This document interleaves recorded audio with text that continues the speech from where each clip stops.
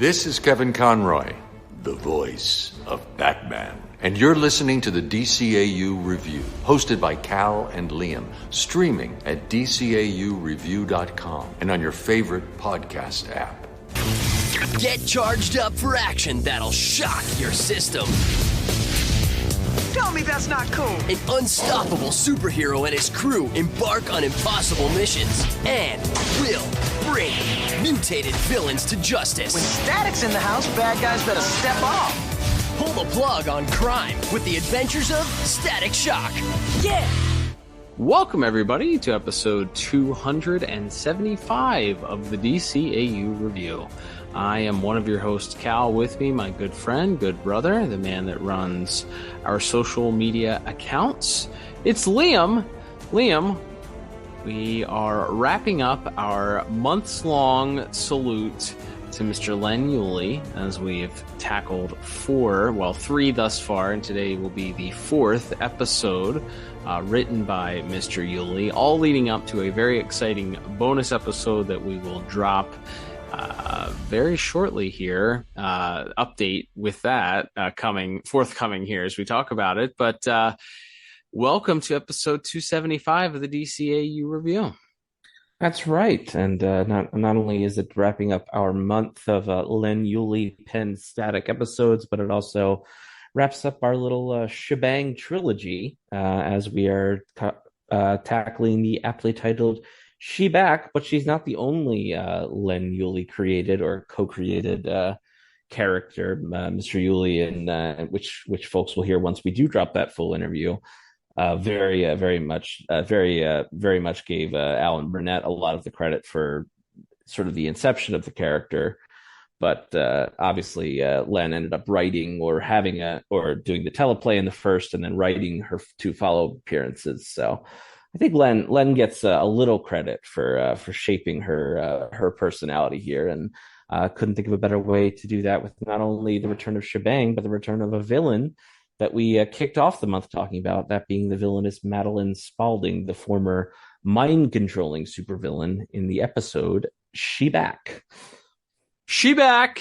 That is right, Liam. Very excited to get into that this week. And as I mentioned, so if you listened to last week's episode, we were very distraught. Well, I was very distraught. You were not as distraught because you were holding your emotions in, but we reported some unfortunate news that we had potentially lost access to our full interview with Mr. Uhley. But you know what? To borrow the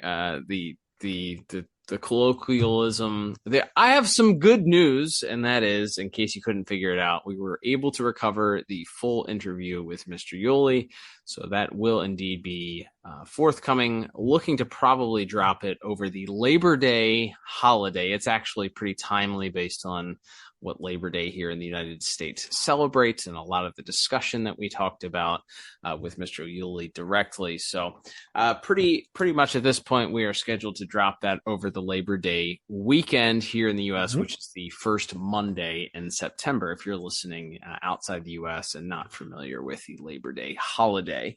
But yes, we will this week be talking, as you mentioned, about She Back, which originally debuted here in the States on January the 24th on the Kids WB.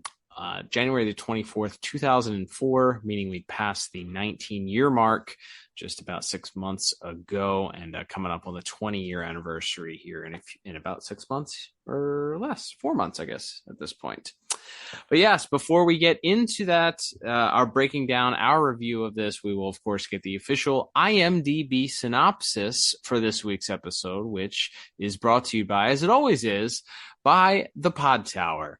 If you're interested in listening to a collection of hilarious, entertaining, and fun podcasts, boy, do I have a recommendation for you. Head over to youtube.com/thepodtower today and subscribe, and you will get a trio of podcast fare for your audio enjoyment. I almost said eerily enjoyment. Audio enjoyment from the good folks at Watchtower Database. We have, and confirmation this week, remaining the title Jump on the Bat-Wagon, despite the fact they've moved on for Batman. It's keeping its original title, Jump on the Bat-Wagon. And they are currently in the middle of just kickstarted their reviews of Superman the Animated Series. So if you're a Superman fan, you want to check that out, head on over to that channel. You also get the entire catalog of Tim Talk and our entire catalog as well, all in one convenient spot. We invite you to head over today and subscribe to youtube.com/thepodtower. That's right. So this is the synopsis for She Back. There's an exclamation point.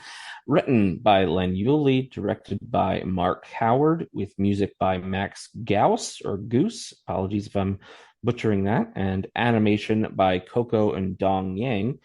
And that synopsis reads as such. Shebang comes back to town and teams up with Static and Gear. Oh, come on. That was so lame, I couldn't even do the voice. No, you didn't even try. You could have figured that out. It's literally the title of the episode. She Back? Come on. That's F-. Yeah, that's less than you would get in a TV guide about this episode. That's right. But we can jump into our more detailed plot synopsis here as we kick things off with a little bit of very funny foreshadowing as Virgil and Richie are walking to their local comic store. Something that I hope all our listeners do.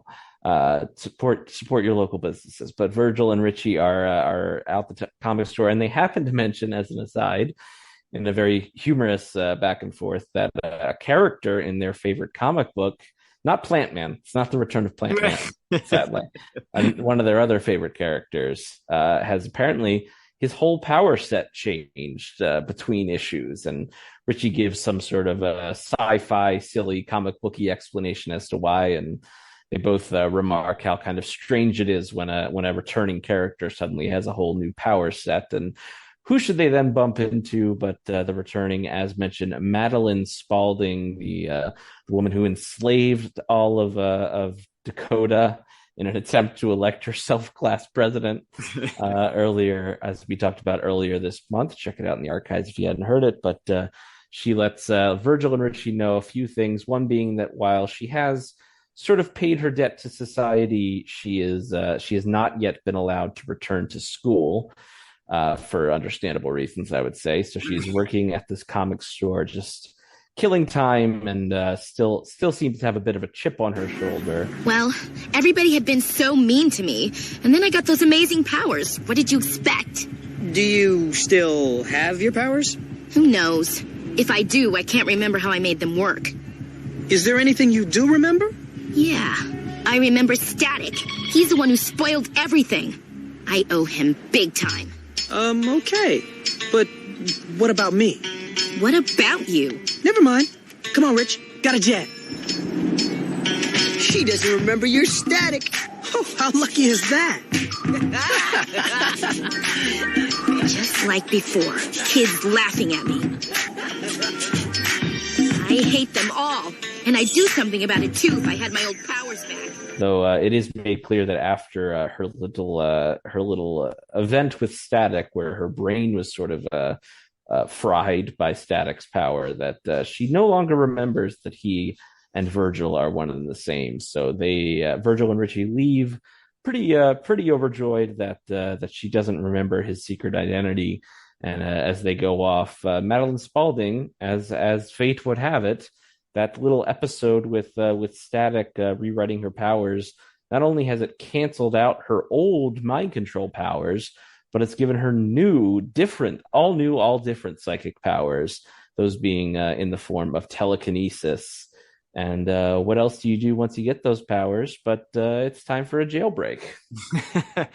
Yep, you're going to create a league of your own. You know, if you have some superhero adversaries who have their own team, well, you create your own team up situation. But you know what? It never seems to work out when villains team up quite as well as when heroes do, does it?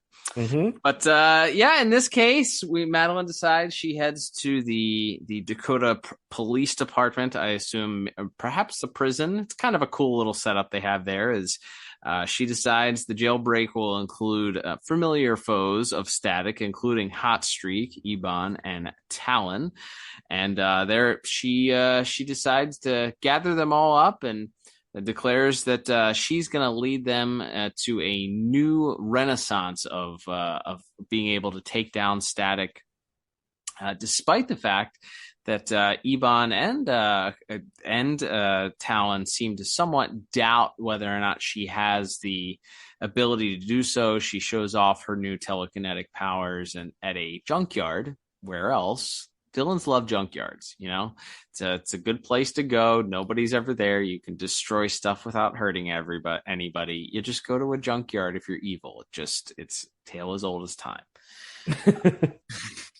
But so after giving them the rah-rah speech about how they're going to take them down, we also get a cut back to Static and Gear, who are coming to sort of terms with the idea that that Madeline is dealing with these, or could be returning at some point. But we see a mysterious woman in the shadows following Static and Gear to the prison break. That's right. And then she sort of makes her presence known right as the kind of in the middle of the fight. That is right. So I missed that part there, but the during the jailbreak, of course, Static and Gear get the notification. They show up. There's a brief scuffle, but the villains manage to escape and head to the aforementioned junkyard. In the middle of the fight, though, revealing herself, returning. Trying not to say back every time. Returning to Dakota is in fact Shebang, and she's Static is surprised again. If you recall, last week we left off Static saying that she was welcome anytime, but he did request that she announce her presence before she just shows up randomly. But she must have forgotten that. But she does assist them in helping save the day. And there is a conversation immediately afterwards between Static Gear and Shebang about just what she's doing back in the city. And she mentions that off screen sometime, the whole issue with the people that were out to hunt her down and try and reclaim her DNA were taken care of. They're no longer being hunted. She and her parents are no longer in witness protection, so they're back in Dakota, and she can go to school. And she mentions one of the things that we talked about that was so vital to that character's appearance in her very initial episode, which was that she no longer has to act like two different people between her Shebang and her alter ego of Shanice. So she can kind of be not the shy girl anymore. She can be outgoing. She can give her thoughts and opinions, and not be afraid to draw attention, since these people that were after her are no longer a threat to her or her family. So we see right away that Shanice really has a very outgoing personality, and seems to really turn off a lot of the people around her at school, including Static and Richie, who immediately begin sort of noticing how pushy and annoying she is. Richie mentions that she had insisted on changing curtains at the gas station, and was so talkative that she followed Richie into the men's room. Recommended that they do changes in the men's room as well. This is all going on while homecoming preparations are beginning at Dakota High, and she also has a lot of thoughts and opinions about what the theme should be for homecoming and how the decorations should look. Bad enough Shebang keeps butting in when we're on patrol, but Shanice won't let us alone either. You're telling me. She was so busy describing the new curtains for the gas station, she followed me right into the boys' restroom. She thought that could use new curtains, too. Hey, guys! We're trying to decide on a theme for this year's dance. What do you think? It's homecoming, Shanice, not Mardi Gras. Well, it could be. Hey, is that high enough? Yes! I see where Shanice's circle of influence is widening. What is it? I'm picking up a police bulletin. Metahumans at City Hall. We gotta get down there. Down where? Down to the nurse's office. Yes, we, ate in the cafeteria. Now we know why they call it tuna surprise.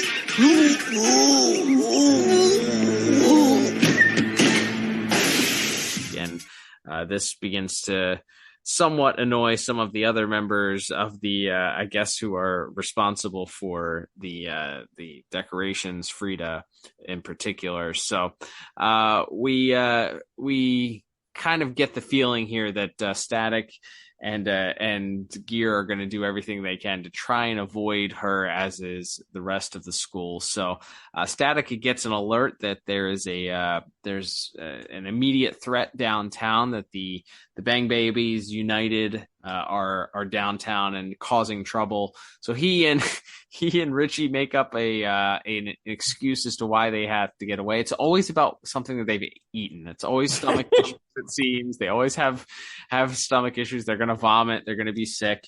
So they both excuse themselves, saying that they had eaten the tuna surprise and it was not sitting well with either of them.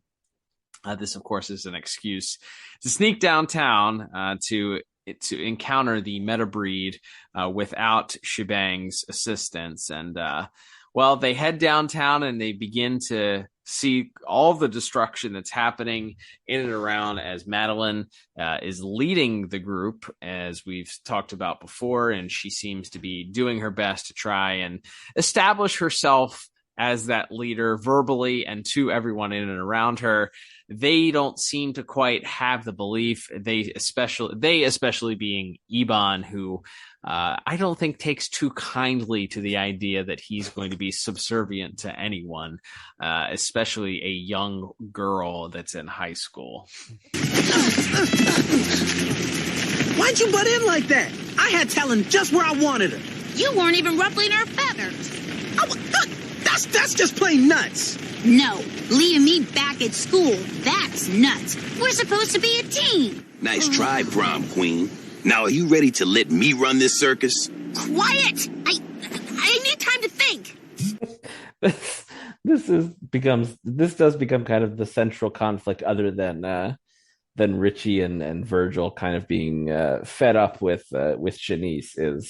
It's two sides of the same coin, right? It's the girl returns to town and wants to just kind of force her way in and make things a certain way, and the old crew isn't really feeling it. Like, she's coming on a little bit strong, so it's kind of fun seeing that the two sides of that same coin. But yes, as the meta breed attack City Hall, Static and Gear arrive and are sort of going back and forth with Hot Streak and Talon, mostly, as Eban's decided he's going to kind of sit back and watch. And then as Madeline begins to get involved, Shebang does arrive on the scene and shoves Static out of the way from a Hot Streak blast. And as she and Static begin to argue about everything and how they don't feel like they're on the same page, that kind of creates again another argument between Madeline and Eban as well. But finally, in order to cover the bad guys' escape, Madeline crumbles the foundation of this large statue of what appeared to be Fidel Castro. And I don't think it was Fidel Castro. He just had that hat. He had the Fidel hat. He was waving an American flag. I don't remember too many images of old Fidel waving an American flag that I'm aware of. All right. Well, we'll have to agree to disagree. But no. But as the statue begins to crumble, Virgil races into action, and he isn't able to catch the statue, but he's able to hold it up long enough for Gear and Shebang to get all of the civilians and reporters out of the way before the statue kind of crumbles, and they're all sort of left with this mess. And it's clear that Virgil and Richie are kind of just fed up with Shanice trying to intervene and trying to force her way onto the team and sort of tell her to buzz off. And at the same time, we then cut back to Shanice at home, and we find out that the homecoming committee has also kind of given her the cold shoulder. And so Shanice is kind of feeling very alone as she talks to her mom, and her mom tells her to just give it time, and that things will work out, and that everyone will come around. But Shanice decides instead to kind of strike out back on her own, and she's going to try to take down Madeline and the rest of the crew on her own as Shebang. But wouldn't you know it, she basically walks right outside and immediately gets captured. I mean, some time probably passed because there's like a scene transition, but it's literally like 30 seconds. But she is captured, and Madeline decides she's going to use Shebang as bait. And that's kind of as we see the culmination of her and Eban butting heads as Shebang alerts them that she isn't really working with Static and Gear anymore, and that kind of throws Eban into a rage, and he and Madeline begin to fight and bicker between themselves. And at the same time, Static and Gear have gotten a call from Shanice's mom, and they're out on the hunt. And thankfully, the battle between Madeline and Eban, well, it's not exactly subtle. It draws a lot of attention. So Static and Gear are on the case as we approach our big finale here. Yep, no honor amongst thieves, as Shanice kind of recognizes and begins to pick apart their vulnerabilities. She notices that Hot Streak is kind of maybe the most easiest to kind of manipulate or get information out of. And he mentions that Eban and Eban and Madeline do not get along very well, and they're both kind of jostling for who is the leader of the bad guys. And Shanice just exploits that very quickly. Hey, stop! We'll get nowhere like this. We're nowhere already. Listen, team, this will work. It's just a matter of where to place the bait. What's their problem? They both think they're in charge. This is them being nice to each other. No use. Those things are made out of the strongest steel around. No stronger than the leash you're on. I'd watch that mouth. Save it, okay? Back when you led the metabreed, I might have been afraid. But now you're just some sidekick who got shoved aside. You're a joke to every bang baby in Dakota, and an even bigger joke to me. Hey, stop talking to her. School's out, schoolgirl. I'm running this show from now on. Why does there always have to be a class clown?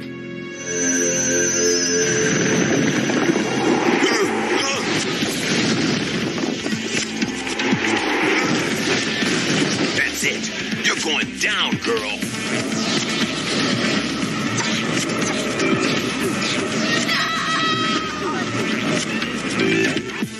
Eban walks up, and as she's restrained there, she mentions that she's not scared of Eban because he's not the leader of the metabreed as he once was. And that's all she really needs to say to set Eban off and decide that he's going to take over, and that Madeline needs to take the back seat. Madeline is not having any out of it, and wouldn't you know, it's a to bang baby off at that point, as we have two of our villains going at it. Madeline with her telekinesis, and of course Eban with his portal powers. He creates this portal that begins dragging her, and it kind of creates I guess sort of like a black hole function. We see sort of a strong pull coming out of it, and this creates a large enough vortex of a tornado-like pull that it gets Static and Gear's attention pretty easily as they're out trying to find Shanice. And that once they get there, it's they free Shebang from her restraints, and then it's off to the races as to who's going to take on who. As the weather is also beginning to change, we see a storm that's rolling in. It looks like a thunderstorm of some kind. So we get Hot Streak breaking off to fight Gear. We have Talon taking Shebang, and then we have Eban, who is handled pretty quickly and easily. There's not a lot that happens with Ebon, as really the finale is Static versus Madeline at that point. So the ultimate battle comes between Static and Madeline at the end. It appears that Madeline has the upper hand as she exclaims that her new powers have given her all the power that she needs to win this time. And I don't know, I assume we mentioned it before, but Static's powers being the thing ultimately that changed her powers, her set of powers, to give her this new set, very similar, as we mentioned, to the Particle Man comic book from the very beginning of the episode.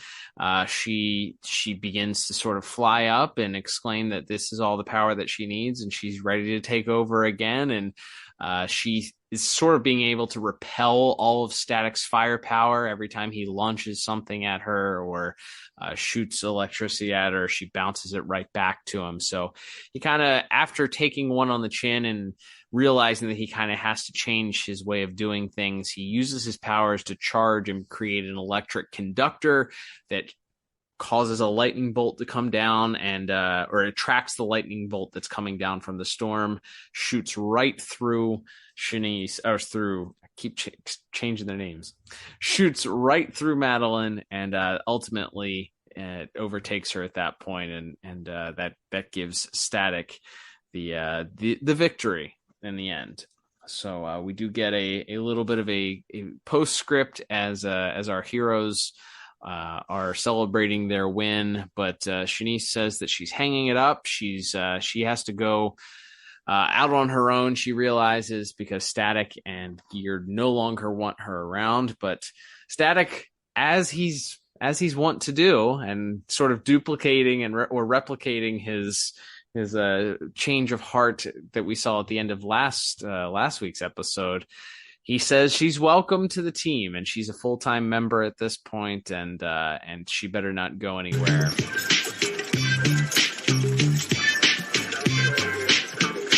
I guess I owe you an apology. Well, I mean, you could, but no, it's okay. So I've decided that from now on, I won't horn in on your patrols or bug you at school or anything. Sorry, we can't accept that. Although I did like the part about not bugging us at school. Anytime you want to be on the team, you're welcome. But you said... We said some stuff we regret. You guys are the absolute... Ribs! Crushing the ribs! Sorry. Sometimes I don't know my own strength. Well, we'll be happy to remind you. Hang on. I'm picking up a police radio call. There's a riot at the Bogus Truth concert. They must have played something in tune. That could get ugly. Should we go together? Wouldn't have it any other way.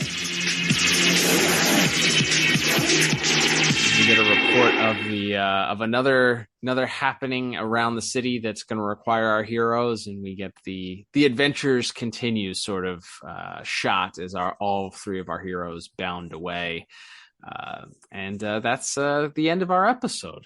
As all things are well and good in Dakota after all, as all of our villains are thwarted and taken away, and our heroes are friends again and looking to fight some more crime. That's right. So I guess we can get towards our plot scores here, but I really enjoyed this episode. It's different because the first two, the first one had this like strange like CIA espionage turn to the episode. And then last week you had like the mad scientist stuff with the heavy man, and then this week it is more of a even we have the returning villain along with some of our regular villains that we see more than any other characters on Static. So it could feel like this could just be another episode. This could just be, but I think.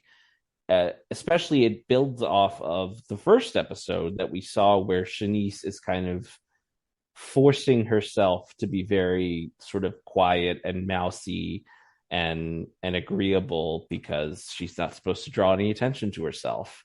Right. Even though we see as soon as she puts on the shebang outfit that, she wants to do anything but that. Right. So building off of that in this one where, okay, now all of the crazy stuff is over.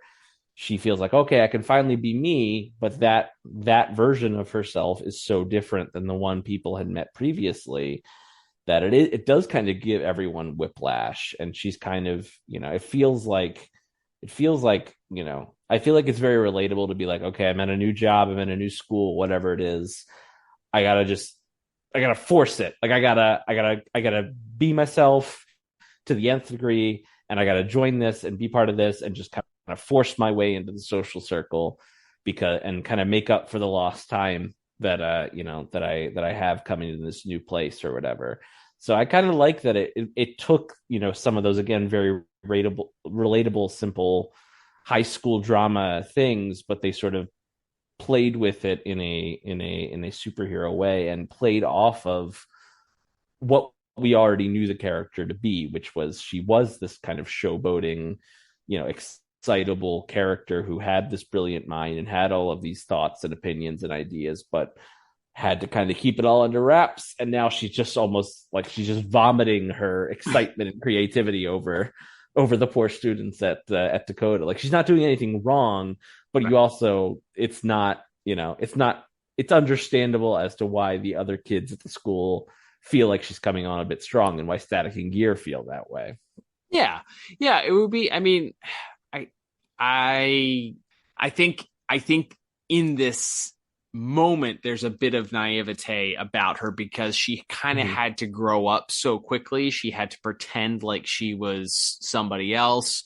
She's been on the run from all these other people, so not having experienced what it's like for social cues and like some of the other things that maybe she hasn't been able to really experience or notice. And she's very excited. Like she has an excitability about her that she gets to finally be who she is, as opposed to wearing this mask all of the time.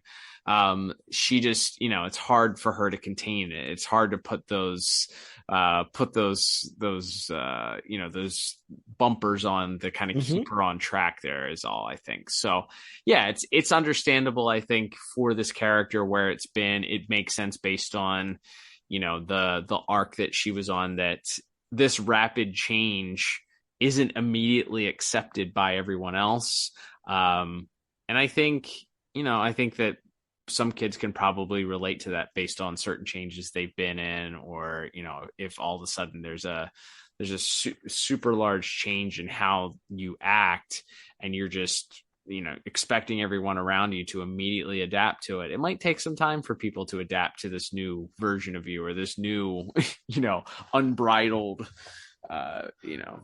version of who you are. So I do think that makes sense. I do think that the way that that story was kind of played in both her secret identity as Shanice and then as Shebang also, how they mirrored each other. I like that. I also like the idea that you have the acceptance portion of it, the two sides of the coin, as you mentioned, like between our hero and our villain, between Madeline and Shanice, and how they're handled in two different ways, and how ultimately, while there were heads that butted on the hero side, ultimately, because they're heroes, everything works out in the end, and they're accepting of each other, and they're forgiving of each other, and they're deciding to try and work together. Whereas on the villain side, the hubris gets in the way, they end up fighting, and it's ultimately their downfall for why they can't defeat Static. So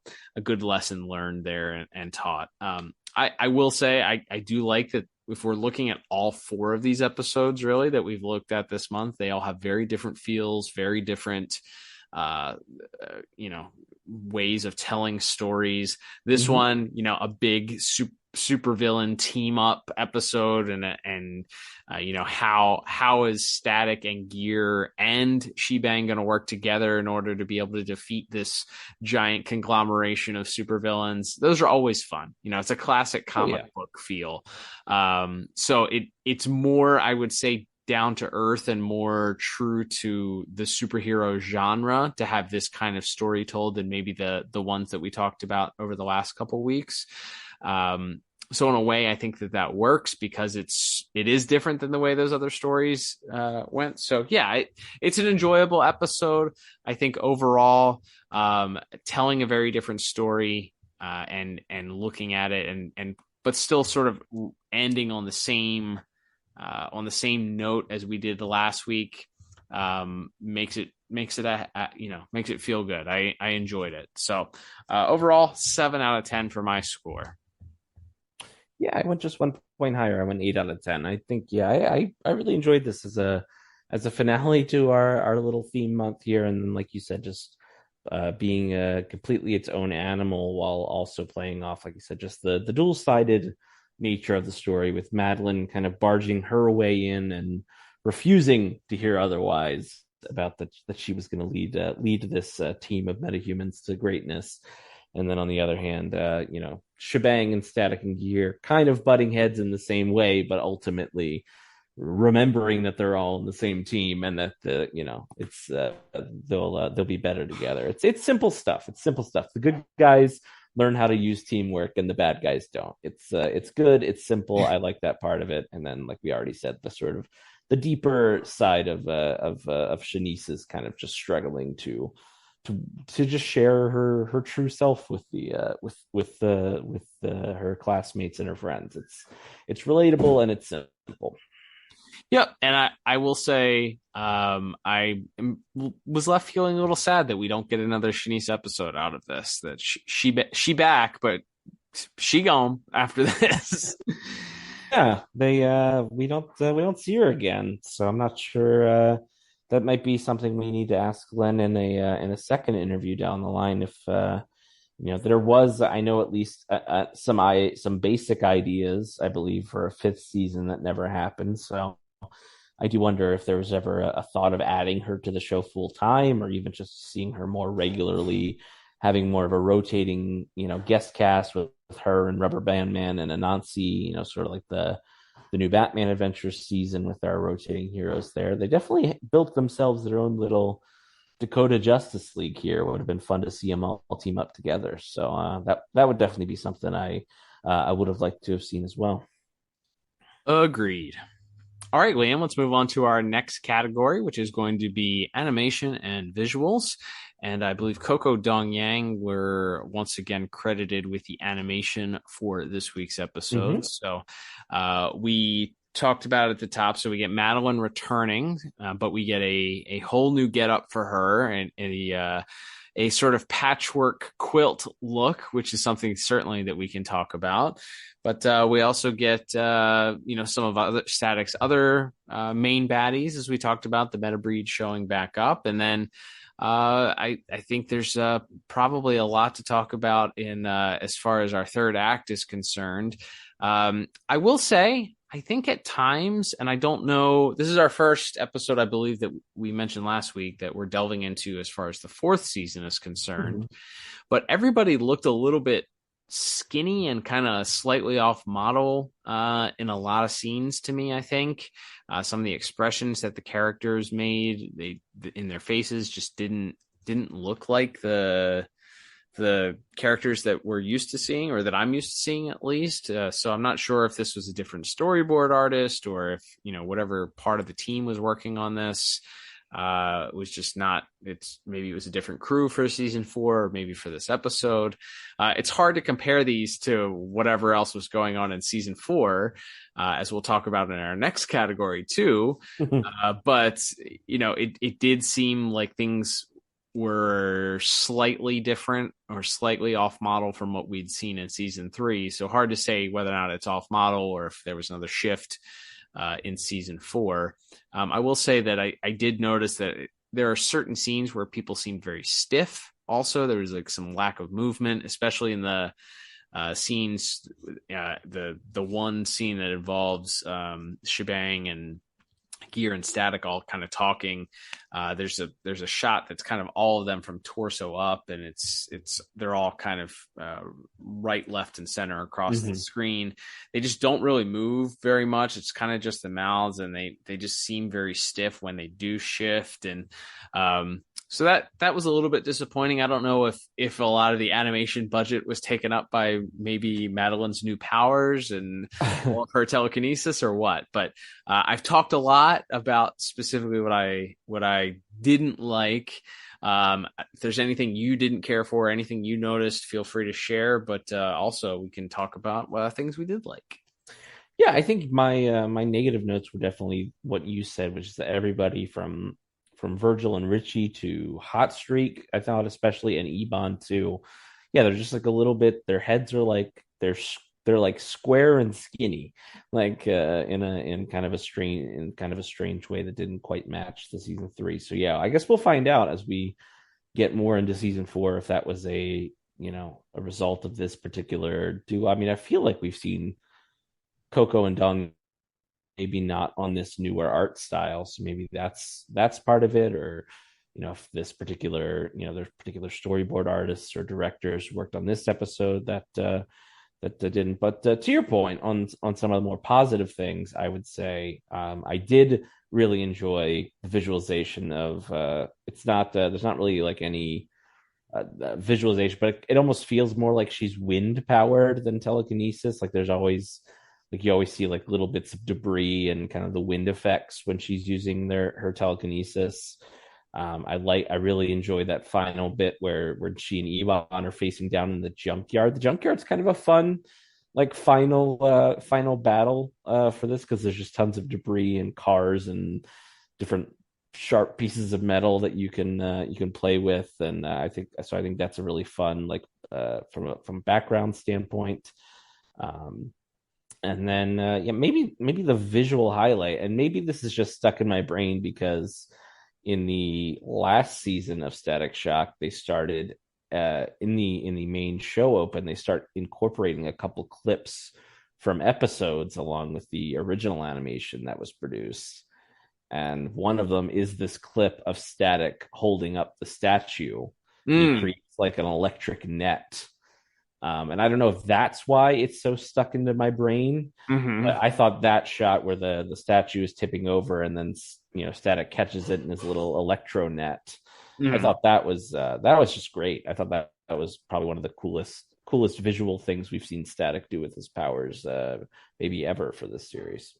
Yeah, that final, honestly, that sequence, and then ultimately the final fight sequence between Madeline and Static, the shot that where he ultimately defeats her, where he's kind of laying on the ground and you see him charge some of the metal that leads up to this other giant pile of metal, which ends up being the conductor for the lightning, turning it into a literal lightning rod. You follow the electricity all the way up, you see the charge go up, and then the shot of the lightning coming down and going through Madeline to hit this makeshift lightning rod I loved it. Like it's something you could probably watch, and it kind of does move, not quite in slow motion, but it's done so that you can kind of follow the electricity up, and then it kind of reaches the top, and then the lightning comes down to meet it. And it's just a wonderful, quick little sequence, but it like the visual, the shot of the lightning going through Madeline as she gets struck by lightning, really, really, I thought it was really, really well done. I thought whoever storyboarded that gets 2 thumbs up for me, because it was animated really, really well. So yeah, I will say that those fight sequences, I did like the visualization of how Ebon has the portal that ultimately is kind of like a drain. He uses it like a drain. He sticks the portal in the ground and he's trying to suck Madeline into the drain. And as I mentioned before, as we were doing the recap, the tornado kind of comes out of it, showing you the vortex that's trying to draw her into this portal.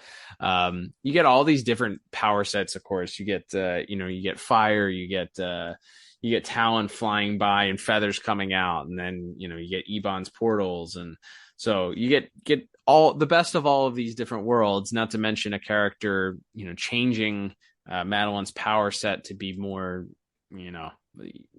classically villain with the telekinesis. Just kind of leads to some fun to be had. throughout the episode. I will say we first time looking at Gear's new upgraded gear, correct? Pun intended. New York Jets colors, yeah. Right, we get the white and green. I like the white and green better than the blue and green, to be honest. I think it just looks better. It just pops a little bit. Yeah, I think it fits better. Like the sharp blue with the like almost equally bright green. I feel like is it's like a little overkill on your eyes. Yeah, I think this is definitely sleeker.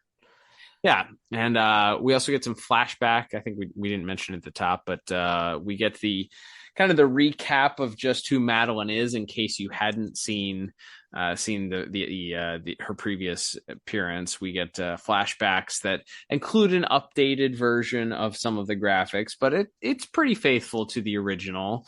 I think her clothes are different. The character model is clearly different. But they even used flashback statics, season 1 and season 2 look with a white shirt.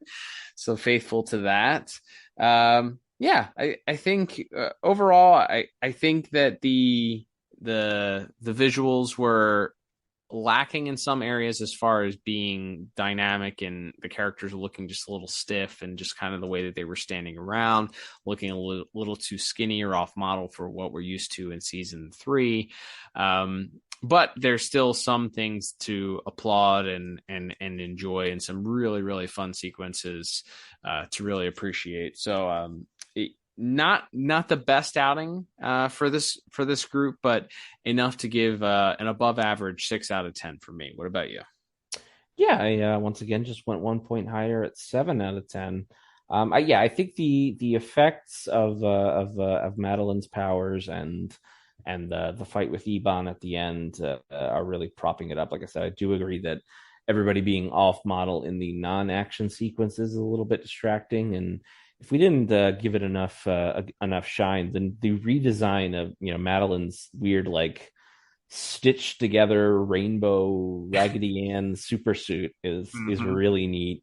And they gave her these like very like pronounced sort of dark circles around her eyes and these very small black pupils, so the sort of deranged nature of her character really shines through. And like I said, yeah, I think that's a really strong character design as well. Another character that I would have liked to have seen used more if we had gotten more static episodes, but alas, we will have to leave it at this one.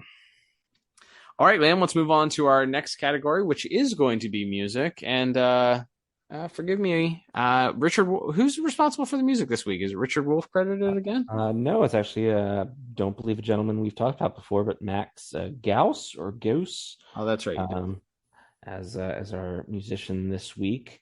Outside of our Little Romeo theme, which we get in the season 3 and 4, I did notice there's sort of an instrumental version of Shebang's theme, the So Fly song that we've so enjoyed over the last couple of weeks, right when she first appears, and she's kind of all cased in silhouette. Which if we didn't mention that's actually a pretty neat way to introduce her to the episode. But yeah, that musical sting I noticed, and then otherwise I feel like it's about what you would expect for a static episode, as far as at least the action beats and kind of the drum machine and some of the synthesizer stuff. But notably, we didn't really have any lyrics in our static music this week. So I found that I feel like that's another thing that makes the static music stick out, as we've talked about. So without it, I kind of just, other than the little bit of the shebang theme coming in, a little bit of the static theme coming in the action beats, I didn't really have much for music. So I ended up giving it just a middle of the road 5 out of 10. Yeah.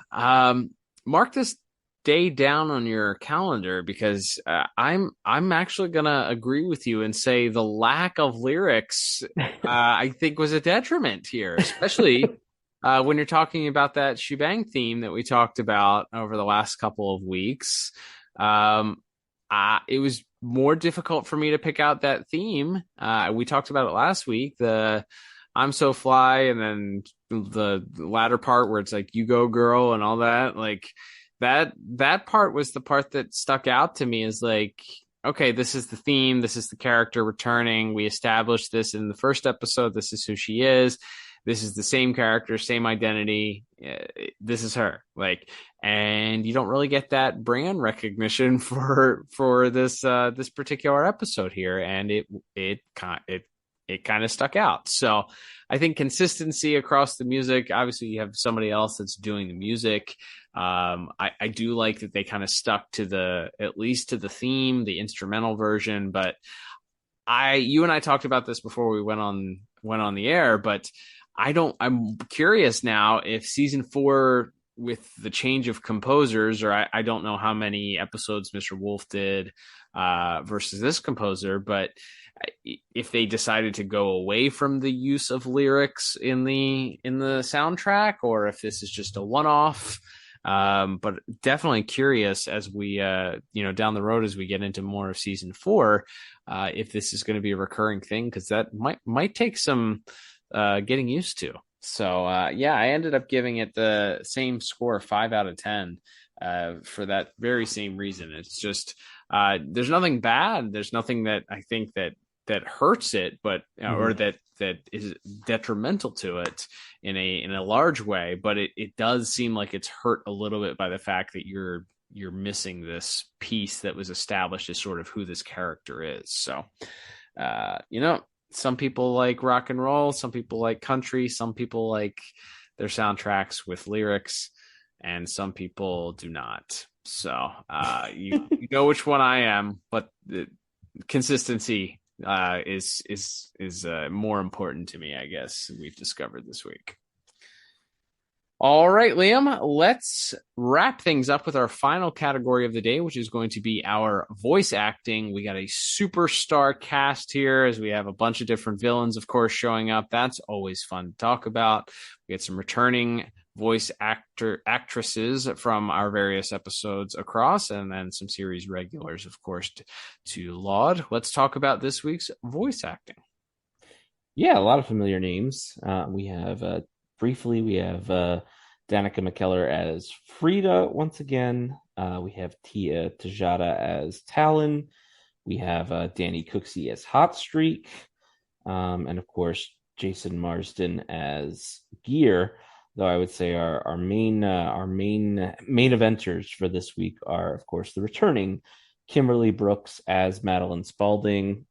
She's once again just a hoot, I think, in this episode. Mm-hmm. And her playing off of the great Gary Anthony Sturgis as Ebon. I just love that this episode comes down to like this teenage like honor student who did the superhero equivalent of like overdosing on Ritalin and getting expelled, Adderall, and getting expelled. Like, and she's now stepping to like this hardened gangster, because like Ebon, we know, like we can kind of ascertain that way before he had superpowers, Ebon was a bad dude. Like, and here she is, just completely unfazed, completely. You can call it, you can say that she's crazy, or that she's just too sure of herself. Whatever it is, she is delusional. Is the word I was trying to think of. She's delusional, or she's crazy, or whatever it is. But her, Miss Brooks as Madeline Spaulding, and Mr. Sturgis as Ebon, going back and forth this episode, just an out and out hoot, I thought. Yeah, that pairing. Anytime you get, I mean, we've talked about it in the other DCAU shows, when you get the Joker interacting with Lex Luthor, or later on you get the Joker interacting with the various different members of the Injustice Gang, whoever it is. Anytime you get these weird sort of pairings of different villains and these voices that are iconic and dynamic and they're easily memorable, and then you kind of mush them together and you get these weird interactions that you wouldn't expect to necessarily stand out or go well. It it's always fun because I think when you get down to it, Andrea Romano knew who to cast in these roles, so that and how to bring out these incredible performances out of people that were immensely talented to begin with, and then you put them all in a room and you're like, all right, well, this is how we're gonna interact with this person, and this is how it's gonna sound, and I guess it's like composing a piece of classical music where, on their own, these instruments are fantastic. They're great to listen to, but you kind of look at them and you're like, how are these two going to go together? And then you put them together and you're like, that is just absolutely beautiful. And you have the person in the middle conducting to make everything sound great. So yeah, those two interactions, the interactions that they have, the bickering back and forth, two of the iconic voices, I'd say, here in the static episodes here, kind of interacting, getting a chance to kind of bounce off of each other and be these reluctant allies turned bitter rivals by the end of it is kind of fun. Yeah, and rounding out our heroes here, at least our heroic voices, we have the returning Rosalind Taylor Jordan is coming back and doing her Shebang / Shanice role, and she of course gets lots of interaction with Phil Lamar as Static and Virgil, and of course Jason Marsden that you mentioned before as Richie and Gear. I think our trio works really well. I think it's fun again to hear Rosalind Taylor Jordan, who we talked about in her very first appearance, about how immensely talented it was, how talented she was, and how balancing those two different styles of who the character was, the calm, quiet, reserved Shanice versus the confident, exciting, happy Shebang. But then in this episode, the whole point of the story is that she doesn't have to hide anymore. So she gets to be this outgoing, loud, rambunctious, happy child who's excited about being a superhero. And you kind of get Phil Lamar's Static in the sort of the killjoy role, who's the annoyed older brother that's kind of tired of this young whippersnapper running around and being, kind of hogging some of the glory and being excited about being a superhero, not taking it as seriously as he and Gear do. So, and then you got Gear in the middle, who just kind of goes along with Static, and we get various interactions between these three and our huge cast of villains. But yeah, I think once again, Miss Taylor Jordan is kind of the main focal point. We do get maybe a little bit more than last week. We get Gear and Static, so we get more of Mr. Lamar and Mr. Marsden's performances. But I think again, the main focal point, you come down to this performance by Miss Taylor Jordan. And I think if you have somebody in that role that isn't able to pull off that, just that pure exuberance for being a hero with powers, and especially now that she doesn't have to be as covert about it, I think she really communicates that through her performance, does a fantastic job, and really bounces off everybody that she interacts with very well, and creates it makes it very believable that this person might be a little bit annoying based on their excitement. So yeah, I think everybody once again, unsurprisingly, does a really, really solid job. I thought her performance, again, just kind of capping things off for this theme month that we had. More jobs for her in the industry, please, because she's just immensely talented, and not an easy task when you put her up against such stalwarts as Mr. Lamar and Mr. Marsden. But I think she holds her own pretty well, and shows that she's got quite the acting chops on her own. Yeah, I think the standout scene for me with our heroes is when it's right after they first meet back up, and they're in the diner or the fast food place or whatever, and she says, well, you guys told me whenever I was back in town that I could join the team, and Virgil goes, I did?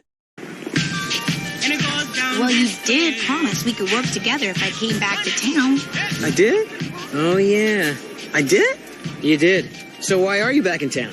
The authorities captured all the goons who were after me for my DNA. Finally, my parents and I could leave the witness protection program and move back to Dakota. Way to go. And the best part is, I don't have to pretend I'm shy anymore. I can be myself.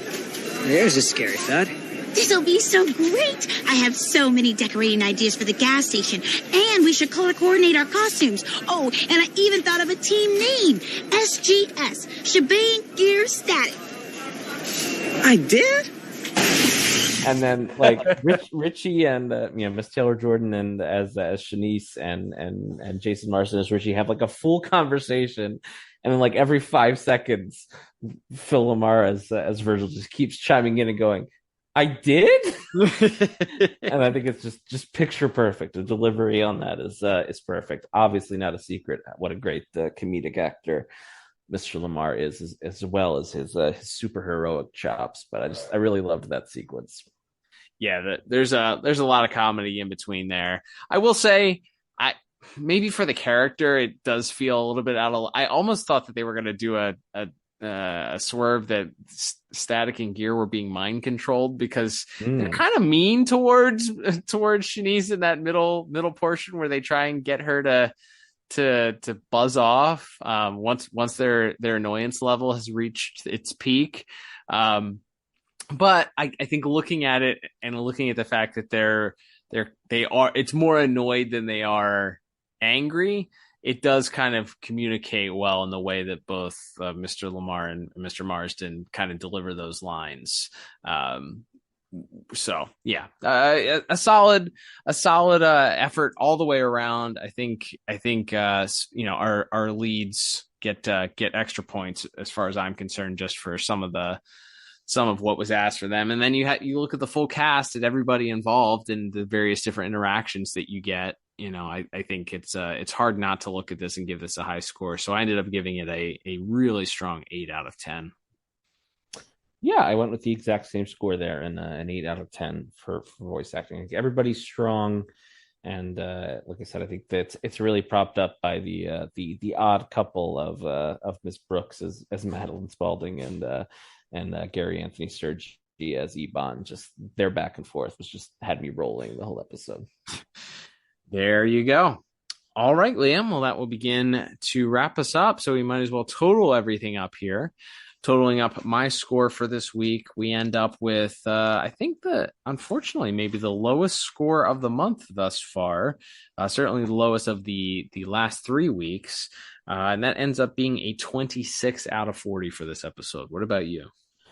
Yeah, and I'm just a couple points higher at a 28 out of 40. But as we sometimes say, the point score doesn't always reflect how much we did or didn't enjoy an episode.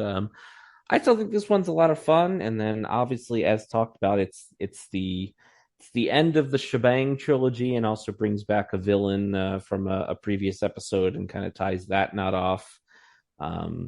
So I think this is another easy double thumbs up for rewatchability, even if it's not maybe as individually strong in some of our categories as some of the other episodes we talked about this month.